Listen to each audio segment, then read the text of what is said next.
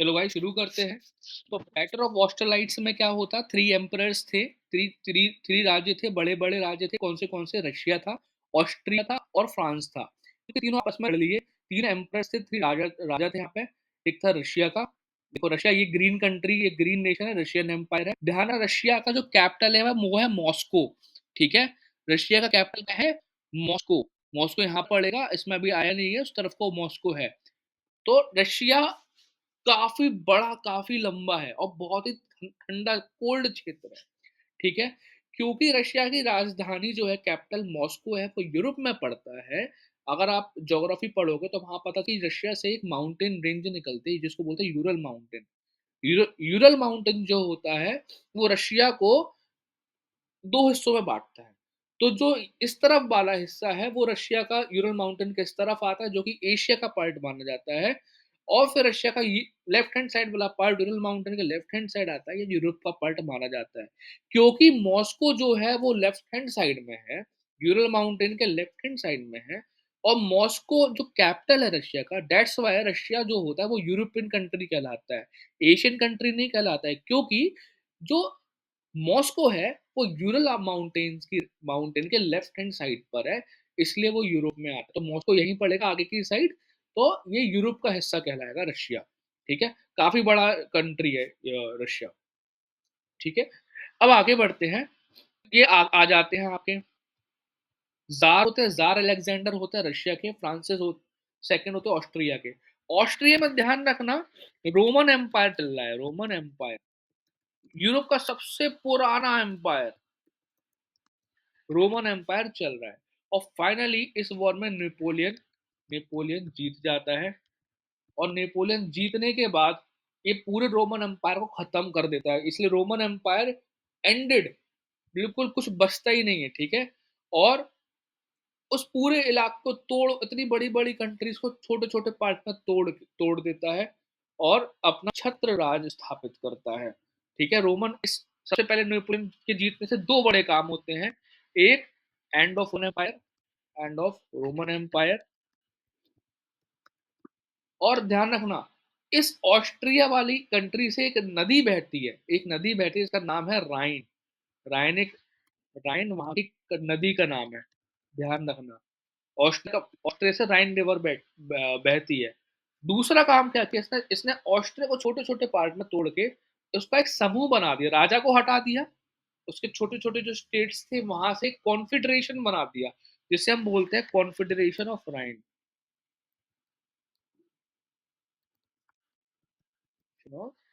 राइन river पे नाम रख दिया उस कॉन्फेडरेशन का। कॉन्फेडरेशन मतलब क्या हो गया, छोटे छोटे, जैसे पार्लियामेंट होता है, अलग अलग जगह से रिप्रेजेंटेटिव आए गए और एक कॉन्फेडरेशन बना दिया, एक पार्लियामेंट बन गया। ऐसे ही कॉन्फेडरेशन ऑफ राइन बन गया वहां पे। और ये काम 1806 में इसने कर दिया।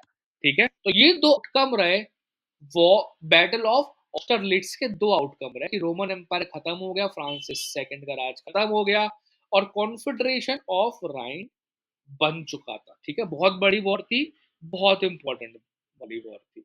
ठीक है, अब आते हैं जो इसको डिफिकल्टीज हुई। डिफिकल्टीज कहाँ से हुई? सबसे बढ़िया डिफिकल्टीज को हुई ब्रिटिश की तरफ से, ब्रिटिश एम्पायर की तरफ से। ठीक है, ब्रिटिश मैंने आपको बताया है कहाँ पर है, मैप में आपको ब्रिटेन में दिखाते हैं, रेड में जो रहा है ये ब्रिटिश है। ठीक है, ये देख लीजिए, ये ब्रिटिश है। ठीक है, बहुत ही पावरफुल, बहुत पावरफुल कंट्री, इसको भी जीत नहीं पाया, इसको कभी कभी भी नहीं जीत पाया ये जो नेपोलियन था। क्यों नहीं जीत पाया? क्योंकि ब्रिटिश के पास यहाँ पर थी सबसे स्ट्रॉन्ग नेवी। ठीक है, आप देखोगे ये एक समुद्र आ रहा है, बीच में गैप आ रहा है ब्रिटिश और यूरोप के बीच में।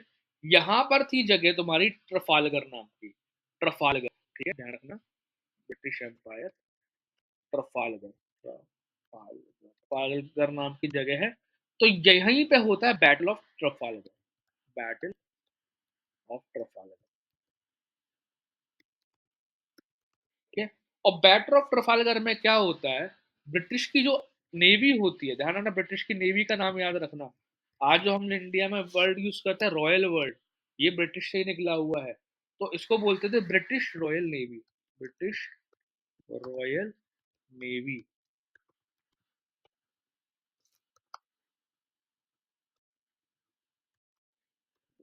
है।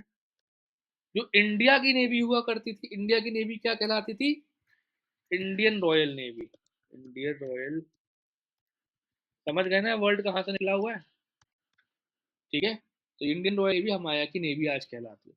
तो ब्रिटिश रॉयल नेवी ने क्या किया, इनकी फ्लीट को खत्म कर दिया, फ्लीट एकदम डुबा दी। फ्लीट मतलब जहाजों की, शिप्स की पूरी जो श्रृंखला होती है, ठीक है, series of ships, the collection of ships को हम लोग फ्लीट बोलते हैं, ठीक है। बहुत नुकसान कर दिया ट्रफालगर के बैटल में। ब्रिटिश ने क्या किया, ब्रिटिश रॉयल नेवी ने पूरी की पूरी फ्लीट थी शिप्स की, फ्लीट को डुबो दिया और खत्म कर दिया, ठीक है। ये ट्रफालगर की वजह से ये लोग कभी ब्रिटिश पे कभी कंट्रोल ही नहीं कर पाए। जब ऐसा हो गया तो बुरा लगा, नेपोलियन को बुरा लगा, तो नेपोलियन ने एक सिस्टम बनाया जिसको बोलते हैं कॉन्टिनेंटल सिस्टम। कॉन्टिनेंटल सिस्टम बनाया। कॉन्टिनेंटल सिस्टम में क्या किया इन्होंने, डिसाइड किया, SYSTEM, इन्होंने डिसाइड किया कि ये लोग ब्लॉकेज करेंगे, ब्लॉकेज करेंगे और ब्लॉकेज की करेंगे और ब्रिटिश को किसी से भी ट्रेड नहीं करने देंगे। जैसे आज यूएस करता है कि ईरान से कोई ट्रेड नहीं करेगा, ईरान से जो ट्रेड करेगा हम सैंक्शन लगाएंगे।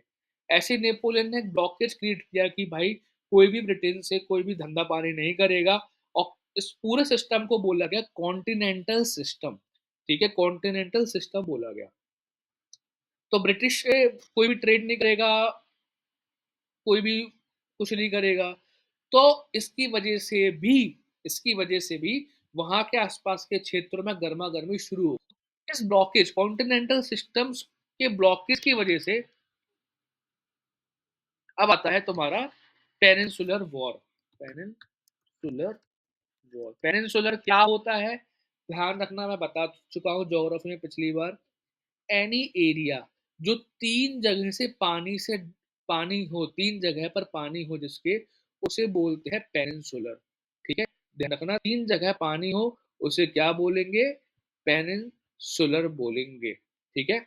स्पेन, ये वाला एरिया देखो, स्पेन पुर्तगाल का एरिया देखो, ये एक पेनिनसुलर है, तीन जगह से पानी में ढका हुआ है, इसलिए ये पेनिनसुलर। ये पूरा एरिया, ये पूरा एरिया देखो, यहाँ भी पानी है, अटलांटिक ओशन है, मेडिटेरियन की नीचे है, और यहाँ पर पीछे भी अटलांटिक ओशन, सिर्फ ये फ्रांस से जरा से एक तरफ से लैंड से कनेक्टेड है, तो ये पेनिनसुलर कहलाएगा पूरा का पूरा। ये फ्रांस के पीछे वाला एरिया जिसमें स्पेन और पोर्टुगल है, ये पेनिनसुलर कहलाएगा। तो यहाँ पर युद्ध शुरू होता है पेनिनसुलर वॉर में। स्पेन एंड पोर्टुगल जो होते हैं ये वॉर कर देते हैं, अपोज करते हैं, अपोज कॉन्टिनेंटल सिस्टम। इन्होंने बोला भाई हम तो धंधा पानी करेंगे, इनसे आप तो हम पे ऐसे जबरदस्ती कानून बना रहे हो, ठीक है। और फिर यहाँ पर वॉर होता है, जहां पर ये नेपोलियन होता है, ये अपनी गुरिल्ला टैक्टिक्स, गुरिल्ला टैक्टिक्स हम लोग देख चुके हैं कैसे छुप छुप के मारते हैं, और छावा मूवी में हमने गुरिल्ला टैक्टिक्स देखी है, शिवाजी ने जी गुरिल्ला टैक्टिक्स का यूज किया था, ठीक है, टैक्टिक्स यूज करी थी।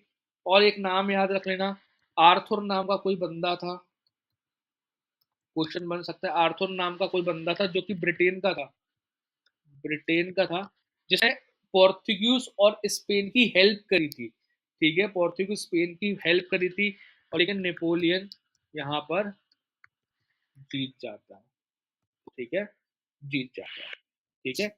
ये जो वॉर लड़ी, बस ये था, यहाँ पर ब्रिटेन पे काबू नहीं कर पाया, स्पेन पोर्तुगल को जीत गया, ऑस्ट्रिया को जीत गया, कॉन्फेडरेशन ऑफ राइन बना दिया। अगले में डाउनफॉल पड़ेंगे, कैसे इसका डाउनफॉल